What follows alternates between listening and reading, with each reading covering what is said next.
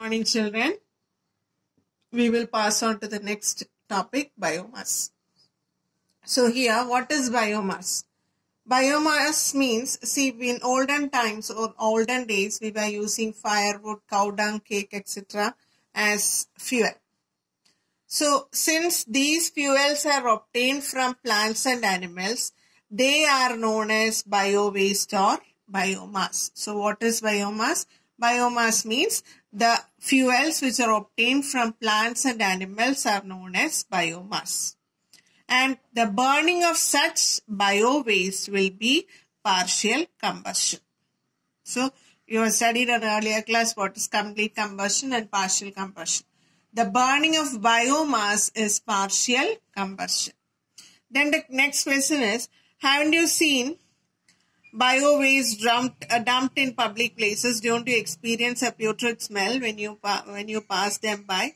Which are the gases responsible for this smell? Gases responsible are ammonia, sulfur, hydrogen sulfide, carbon dioxide, etc.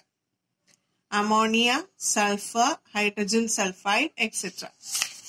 Then we will move on to biogas. So the figure shown here is a biogas plant. When the bio-waste, that is a bio-waste means waste from plants and animals, even we can use our kitchen waste, etc.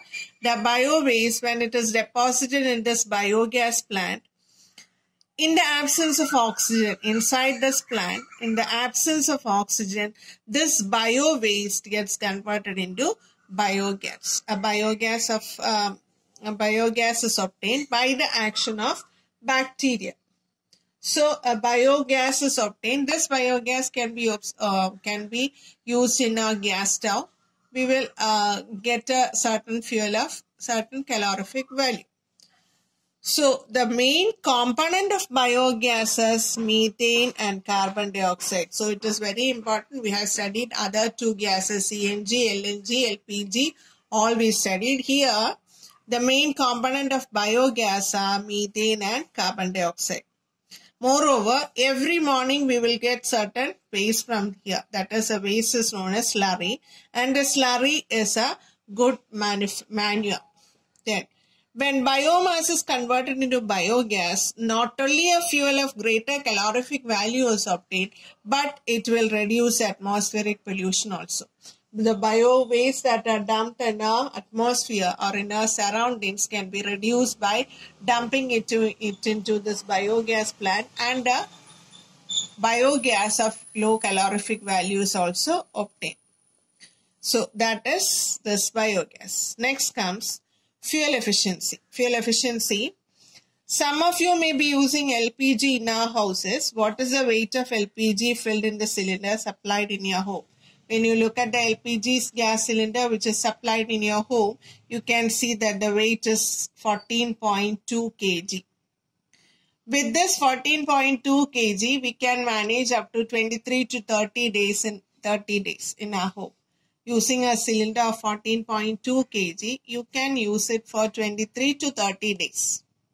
But if you are using this 14.2 kg firewood, that is, suppose you are buying 14.2 kg firewood and using it in the kitchen now, you can use it only for 2 or 3. Moreover, 4 days you can use it only for at most 4 days. So here a new term arises. The new term is calorific value. That is a very important portion. What is calorific value? Calorific value is the amount of heat liberated by the complete combustion of 1 kg of fuel. So what is calorific value? When 1 kg of a fuel is completely heated, or 1 kg of fuel undergoes complete combustion, the amount of heat liberated is known as calorific value. And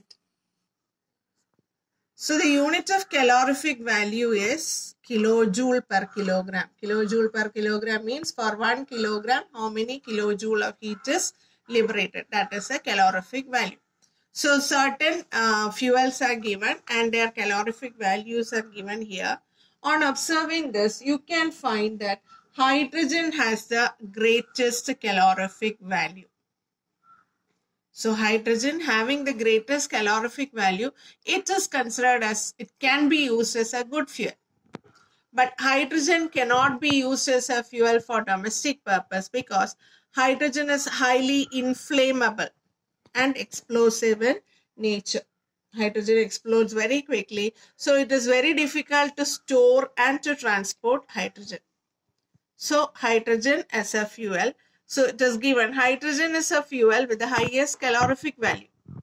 This is highly inflammable and explosive in nature. So it is difficult to store and transport it. However, by combining hydrogen and oxygen in a definite proportion, we can use a new type of cell that is known as hydrogen fuel cell, that is used for producing electricity. So hydrogen fuel cell is made by combining hydrogen and oxygen in a certain proportion. Then, which are the instances when hydrogen is used as fuel? Hydrogen is used as fuel in rocket, bombs, and in vehicles as fuel cell. So where are the instances? Rocket, bombs, and in vehicles as fuel cell. Then, why is hydrogen not used as a domestic fuel? Hydrogen, as we told earlier, it is very highly explosive and highly inflammable, so it is difficult to store and transport it. Then what you have to study is what are the properties of a good fuel. You have to study 3 or 4 properties. So what are the properties? Should be easily available. Then should be of low cost, and the fuel should have a high calorific value. Then minimum atmospheric pollution. That good fuel should produce only minimum atmospheric pollution.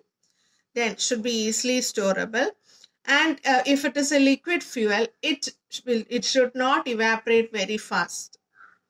Certain liquid fuels, it evaporates very fast, but ideal fuel is that which do not evaporate very fast at ordinary temperature. And one more point you can write, should reach the ignition temperature quickly. Ignition temperature means, you might have studied in chemistry, ignition temperature is a temperature, it's the initial temperature that a fuel should possess to ignite. So should reach the ignition temperature quickly. So these are the characteristics of a good fuel. Then electrical energy is the most important form of energy. Why electrical energy has its significance? Because electrical energy can be easily converted into many other forms of energy. This makes electrical energy the most convenient form of energy. Now, what is the energy conversion in a generator? In a generator, we have already studied the energy conversion is, in a generator, you are producing electricity. So, energy conversion in a generator is mechanical energy is converted into electrical energy. Then, from where do we get energy required for the working of a generator? The energy we obtain from fuels, then from waterfalls, wind, waves, and nucleus of an atom. Fuels, waterfalls, wind, waves, nucleus of atoms. So the next portion, we have already given a detailed video class on the power and distribution of electricity. We have given a detailed video about power station. You can refer that video. Power stations are centers where electricity is produced on a large scale for distribution. This